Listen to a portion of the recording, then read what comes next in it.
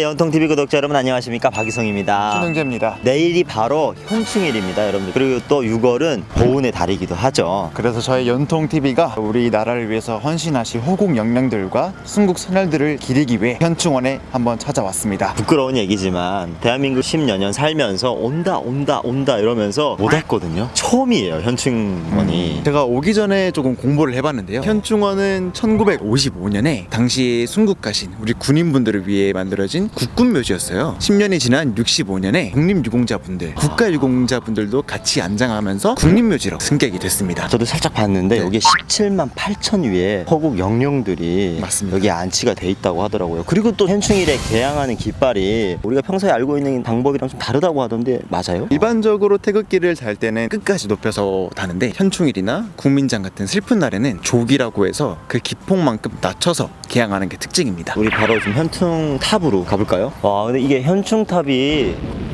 이렇게 높은 줄 몰랐거든요. 생각보다 되게 높네요. 이게 정확히 31m입니다. 뭔가 의미가 있는 것 같아 보이지 않나요? 혹시 3.1절을 기념해서 이런 거는 또 굉장히 잘 맞추시는 것 같아요. 현충원에서 셀프 참배가 가능하게 된 게 작년 6월부터라고 해요. 그래요? 네네. 저희도 이제 이렇게 와서 개인적으로 셀프 참배를 할 수 있다고 하니까 저희도 오늘 그냥 참배를 하고 갈 수 있는 거예요? 맞습니다. 저희도 한번 하고 가는 게 좋을 것 같네요.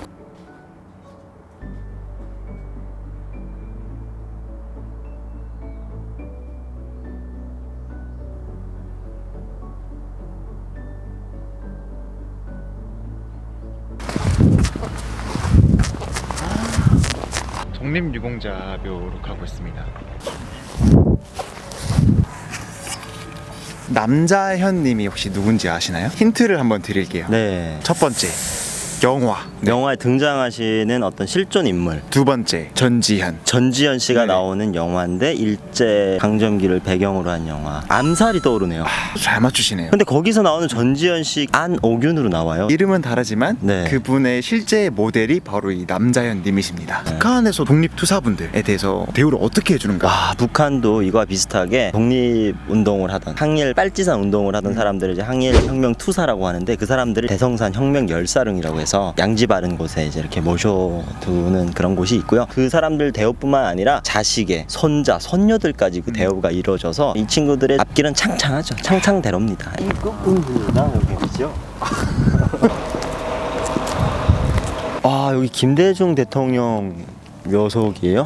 맞습니다. 서울 현충원에 네. 김대중 대통령 말고 초대 대통령, 박정희 전 대통령, 김영삼 전 대통령 이렇게 있습니다. 그래요? 네네네. 북한에도 이런 국가 원수 묘역이 또 있나요? 북한 만수대 기념 궁전이라고 해서요. 들어본 적 있어요. 있죠. 네네네. 김일성, 김정일이 이제 생전의 모습이라고 해가지고요. 북한에 방문하는 외국인이라든지 중요 인사들은 다녀가야 되는 해설사 선생님도 계신가봐요. 선생님 안녕하십니까? 안녕하세요. 네.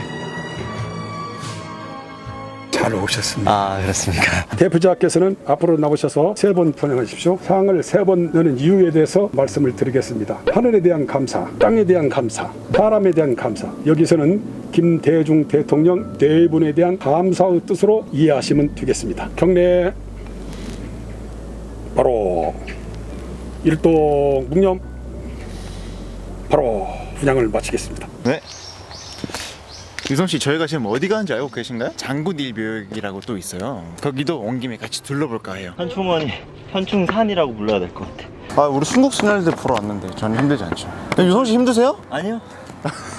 주로 어떤 분들이 묻히나요, 여기에? 국가를 위해서 헌신해서 순국하신 분들이 묻힌 곳인데 정말 안타깝게도 여기에는 그렇지 못한 분들도 계세요. 다 왔습니다, 유성 씨. 바로 네. 여기입니다. 수리스탄데요? 이곳이 바로 2009년에 발표된 네. 친일 반민족 행위자 명단에 있는 김백일의 묘입니다. 친일파란 얘기예요? 그런 사람 여기 왜 있어? 이래도 되는 거야? 비단 이분뿐만이 아니라 현충원이 대전에도 있고 서울에도 있잖아요. 두 곳 합쳐서 총 63분의 친일파의 묘가 있습니다. 그럼 63명의 친일파가 지금 현충원에 묻혀있다는 얘기예요? 그죠. 그러면 빨리 파헤쳐야지. 뭐 하시는 거예요? 삽 가져오세요, 빨리. 어떤 김에 다 파버려요, 이거. 왜 여기 있는 거예요? 북한은 친일파 청산 정말 깔끔하게 했거든요.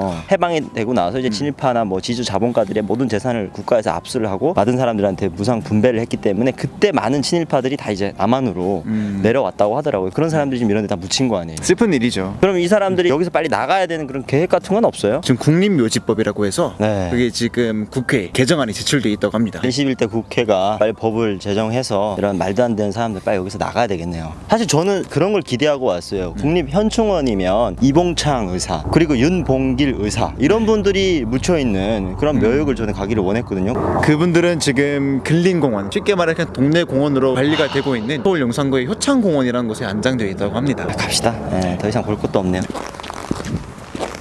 유성 씨, 저희가 네. 이렇게 현충을 한번 쭉 들어봤잖아요. 국가를 위해 목숨을 바쳐야 될 때가 됐다. 하실 수 있을 것 같으신가요, 혹시? 할 수 있다라고 말은 할 수 있겠지만 쭉 둘러보면서 이분들이 정말 그 상황에서 얼마나 힘드셨을까라는 걸 생각하면 저는 안 될 것 같아요. 저는 힘들 것 같습니다. 그래서 다시 한번 이분들이 정말 대단한 분들이시고 우리가 잊지 말아야 될 분들이라는 걸 또 한번 느끼는 것 같아요. 어떻게 용재 씨는 가능하시겠어요? 국가를 위해서 목숨을 바쳐야 한다면 어려울 것 같아요. 무섭잖아요. 그렇죠. 사실- 쉬운 일이 아니죠. 네. 네, 지금이라도 와서 너무나도 다행이다. 얼마나 많은 애국자들이 여기에 묻혀 있는지를 오늘 좀 다시금 또 알게 돼서 뜻깊은 시간이었습니다. 대한민국이라는 국가가 있기까지 정말 많은 분들의 희생이 있었구나. 이거를 좀 많이 배웠어요. 조국을 위해 헌신한 호국 영웅들의 숭고한 희생 마음에 잊지 않고 새기겠습니다. 그리고 더 이상 아픔 없는 미래를 위해 하루빨리 남북이 교류하는 그날이 왔으면 좋겠습니다. 그 날을 위해서 연통TV 크리에이터 저 박이성이 달려가겠습니다. 저 신은규도 열심히